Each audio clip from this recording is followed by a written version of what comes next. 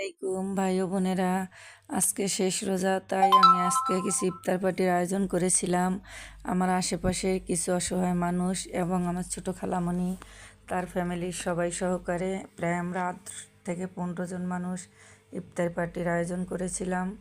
ভাই ও বোনেরা, তোমরা দেখতেই আসো এখানে আমাদের পরিবেশন এবং আইটেমগুলো। তো আশা করি তোমাদের কতটুকু ভালো লাগছে জানি না। তো আমি সবাইকে খাওয়াতে খুব ভালোবাসি। আশা করি এর চেয়েও ভালো কিছু করার, তবে এতটুকু আমার সামর্থ্য অনুযায়ী আমি চেষ্টা করলাম। তোমাদের যদি ভালো লাগে তাহলে আমার ভিডিওতে লাইক কমেন্ট করো, কারণ কমেন্ট করে জানিয়ে দিও কেমন হয়েছে।